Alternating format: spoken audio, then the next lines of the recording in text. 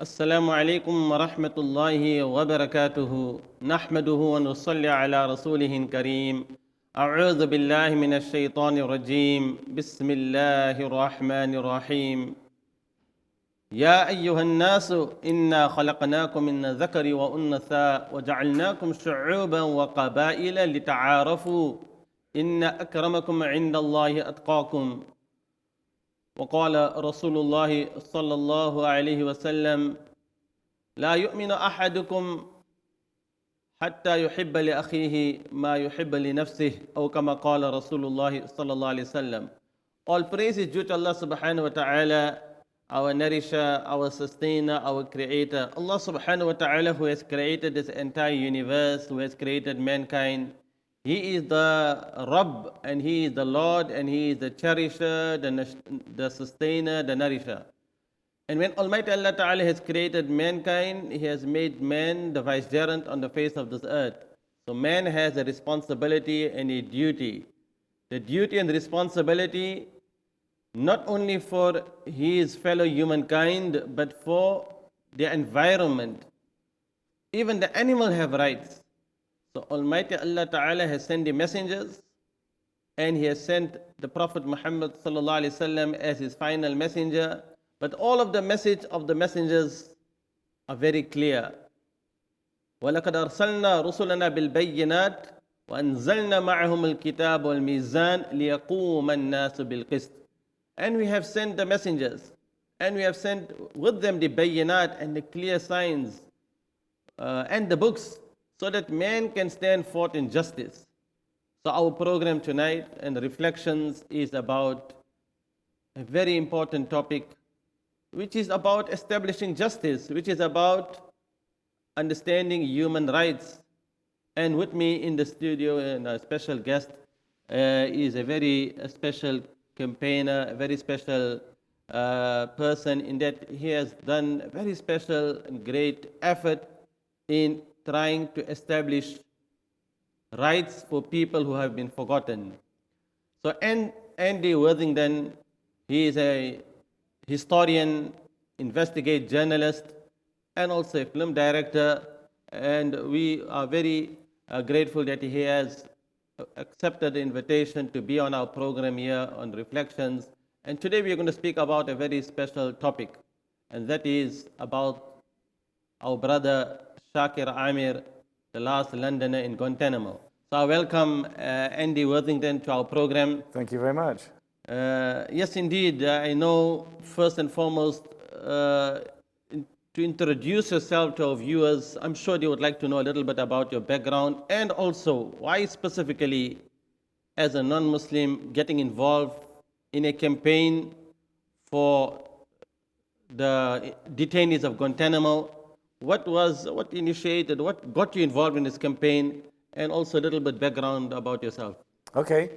Well, I think that one of the things that motivated me was that I was brought up as a Christian. I was brought up in a type of Christianity called Methodism, which is traditionally a kind of working class Methodism where people cared a lot about the underdogs, cared about people who were suffering, as I think was the message of Jesus Christ. So I always cared about injustice. I was brought up really to care about injustice. And I spent some time looking at the social history of the United Kingdom and of people who were, for various reasons, were set against the state and how the state had tried to oppress them, which were really civil liberties issues.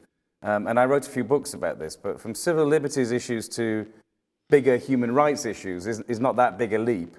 And so what happened was that in 2005, I found myself drawn to the Guantanamo story. And I think, like many decent people had understood from the moment that Guantanamo opened with the orange jumpsuits and with the hooded characters being shouted at on the gravel of the burning sun, with their eyes covered, their ears covered. Something terrible was happening here. I think it was obvious from the beginning this wasn't a normal kind of prison. But of course, the United States tried to keep everything hidden. For years, they tried to keep things hidden. And really, the only stories that started to come out of the prison were when people were released. I think it was very significant in 2004 when some of the British prisoners were released. And then they spoke, they told their stories, and they told these stories of terrible torture and abuse. And so many people kept telling these stories that I think the world started to realize that really how terrible the things were that were happening. And I began to try in 2005 to find out who was there. But at this point, apart from the men who had been released, the United States was refusing to tell the world who they were still holding. And in fact, I started researching and found that the American newspaper, The Washington Post, had tried to put together a list of who was held there. The organization Caged Prisoners here in the UK had been trying to put together a list, but it was broken pieces of information and rumors. Nobody really knew. And I started researching the stories. And then what happened in the spring of 2006 was that the United States lost a court case about the documentation regarding the Guantanamo prisoners, and they were compelled by a court to release the names and nationalities of all the men they were holding, and 8,000 pages of documents about them, the allegations against them, transcripts of these tribunals that they'd held there to assess the prisoners. And it was exactly the time that I was hoping to expand my work. And suddenly here was all this information, 8,000 pages. And I decided that I would go through all of this documentation and try and work out who all the individual prisoners were and try and work out what their stories were. So what the Americans said about them, what they said about themselves. And then with further investigation, I was looking at the history of what had happened at the start of the invasion of Afghanistan, what kind of events had taken place in Afghanistan, what other things were happening in Pakistan, because many of the men were captured in Pakistan, far from Afghanistan. People were captured crossing from Afghanistan into Pakistan at a time of great chaos after the US-led invasion. All kinds of people were leaving. And of course, other prisoners were captured far away from that part of the world completely. There were about, I think, 40 men in Guantanamo who had been through the black sites, the CIA secret prisons, the ones that the CIA ran, or other prisons where they outsourced the torture to other regimes in other countries. So all of these different things were happening, and I set out essentially trying to find out who these people were that we had been told were the worst of the worst.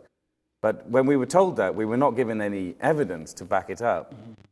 So my investigations led me to conclude that really, a significant number of these people had nothing to do with anything, were people completely caught in the wrong place at the wrong time. So then you have written that book, and if you look at the number of detainees, how many you are listing from 2000 and was the book published in 2007, Guantanamo Files? That's right, yes. So how many numbers of detainees in this book? Well, there were 774 men who'd been held when my book was published in 2007. Right. Actually, during the time I was writing the book and shortly afterwards, the Americans brought 5 other men to Guantanamo. So the total number of prisoners who have been held is 779 men.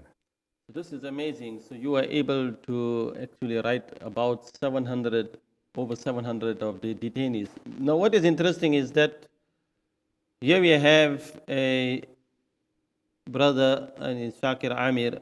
He is in Guantanamo since 2002. So what's specifically got you involved in the campaign of Shakir Amir? I know there are many prisoners in different parts of the world or wherever in Guantanamo. We don't even know really their background. We don't even know who their family is. But here we have, we could say, the last London in Guantanamo. Yeah. So why specifically on this campaign, and when did you get involved in this? Okay, well, I mean, there are 2 reasons. One is that being in Britain, obviously, the stories of the British prisoners are ones that tend to get discussed. So I think all of the men who've been held from the UK, have had their stories have been told. It has become possible to find out about them quite easily. The other thing about Guantanamo is that, as you say, even with all the research that I did, there are so many of those men that very little is known about. The Americans know virtually nothing about them, and it's not exactly the kind of place where you can speak freely. You absolutely can't. But Shaka was one of those people whose story was, kind of leapt to life. When I was going through the accounts in the American documents, there were certain people who their stories would leap to life. You felt like you could, really understand who these people were. And I think everything that we've heard about Shaka over the years has been this, that here is this man who was, a big character in every way.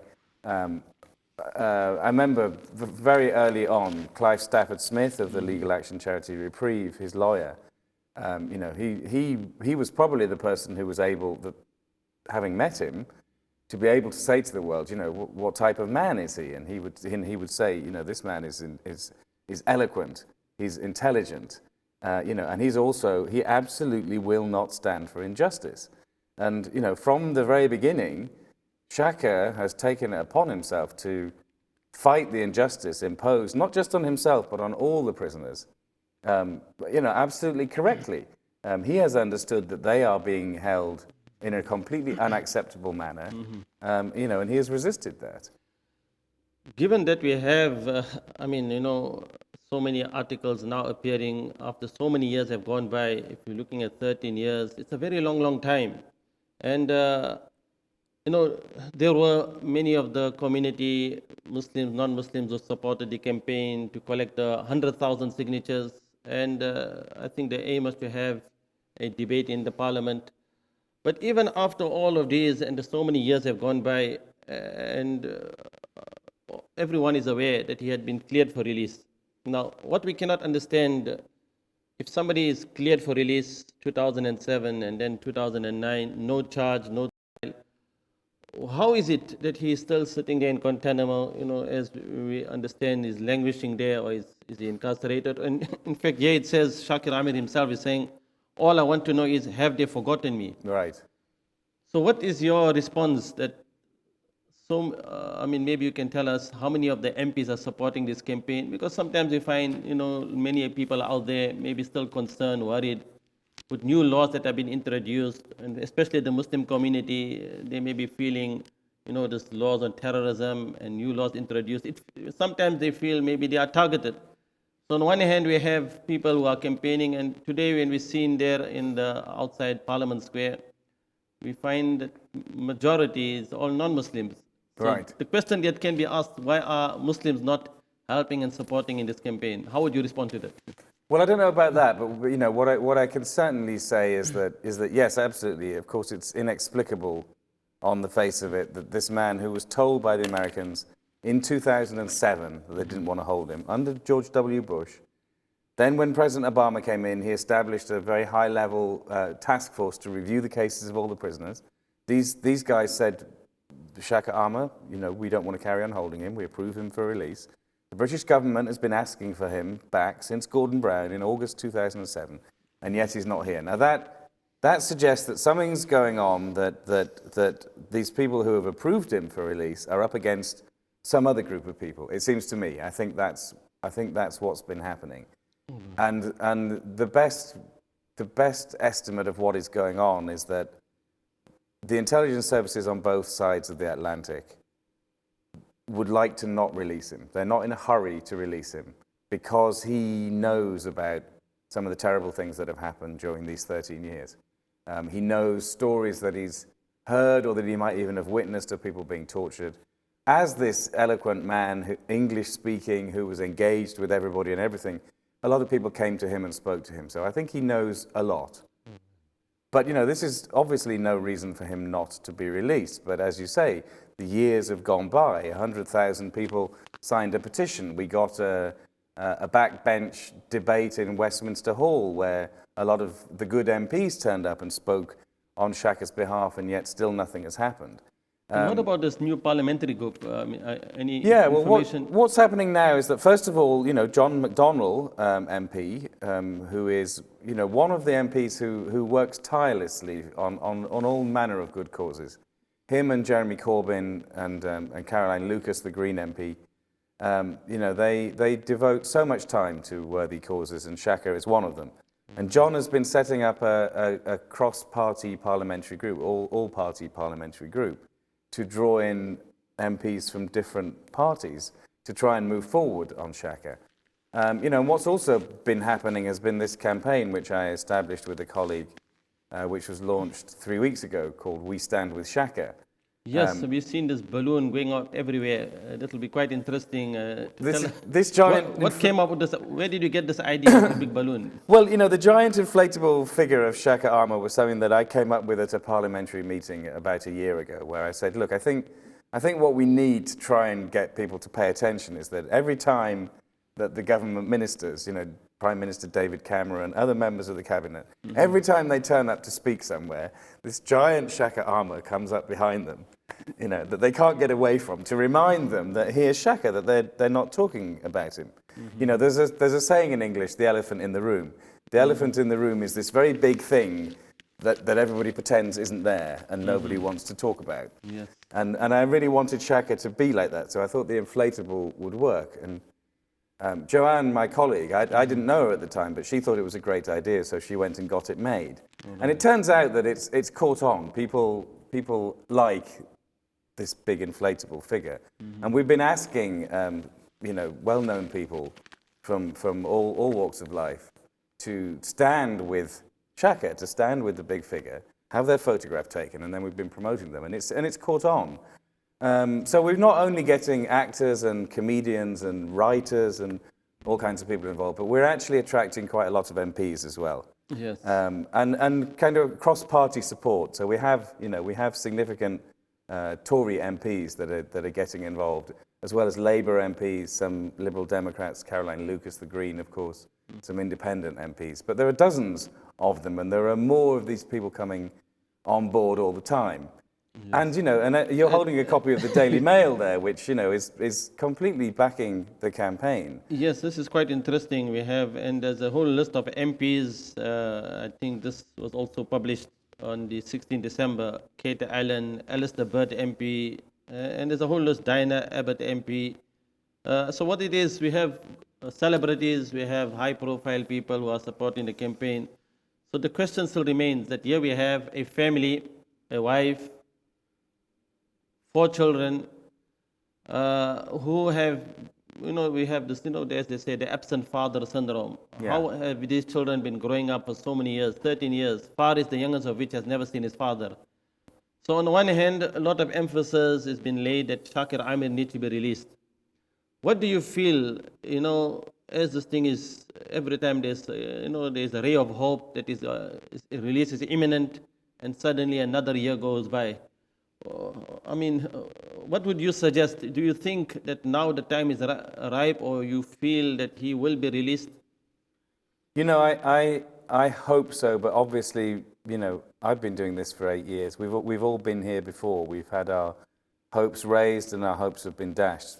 Particularly, I think, when the last British resident came back, which is nearly 6 years ago now, Binyam Mohammed, in February 2009, we all thought that Shaka would be coming back with him. So, I wouldn't want anyone to get too hopeful, but a number of things seem to be in play. One is that the Daily Mail, the British establishment, is getting behind us. People who are close to David Cameron, I'm not close to David Cameron. I don't think you're close to David Cameron, but, members of his own party, people that are part of the British establishment are saying it's time that this has to come to an end. Now, this also isn't happening in a vacuum, because President Obama made a promise when he came into office in 2009 that he was going to close Guantanamo. Maybe that was a bit rash. He found that it was difficult because he may have moved a bit slowly on it, but he also he ran up against a huge amount of opposition from the Republican Party, which decided that they would fight him on it, and raised all kinds of obstacles to make it difficult for him to release people. Now, he's aware that his presidency is coming to an end in 2 years, and I think he wants to fulfill that promise. Otherwise, it's a big black mark against him that he didn't achieve it. So he's been releasing prisoners lately, and we recently had the spectacle of some men from Yemen and Tunisia that the US couldn't or didn't want to send home, finding them new homes. And some of those men were given homes in a European country, which was Slovakia, which made people in Britain think, Why can they not just put Shaka Amar on a plane and bring him here? Yes, yes, But, I see that there's movement to release prisoners, so the Yes. time is good for that. And I think also, the CIA torture report that was recently released at the Senate Intelligence Committee spent all these years and a vast amount of money looking at the CIA torture program and revealed 500 pages of horrific information about the terrible things that happened. And I think that has awakened in people of conscience, has reawakened their knowledge, awakened or reawakened their knowledge that terrible things happened in the last 13 years and that actually Guantanamo is part of this. And there's Shaka Amar, so... Yes, indeed. And this is what, is the 2015 Magna Carta, the anniversary. So all these things, it seems, they are coming together, and the 10th of December was the Human Rights Day. And I'm sure you have produced a video documentary or something about Human Rights Day, about the campaign. And we hope to let our viewers have a glimpse of your documentary, but that will be after the break. So alhamdulillah, here we have a special guest, a investigate journalist and a British historian, and somebody who is just concerned about humanity.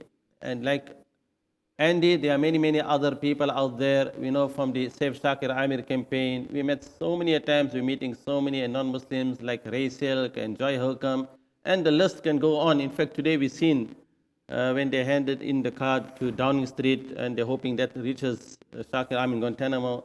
The list is so huge and it is amazing. So yes, indeed, what we say, this is what the verse of the Holy Quran, we had reminded you in the beginning, that Allah Ta'ala, the Creator, is addressing the whole of mankind. And He has created mankind from a single male and female, but the one, and He has also made us into nations and tribes so that we recognize each another. The most closer to the Creator is the one that has more piety, more taqwa, and part of our deen is to understand that we have to be concerned about fellow humankind. We will continue after the break. Please remain tuned. Assalamu alaikum wa rahmatullahi wa barakatuh.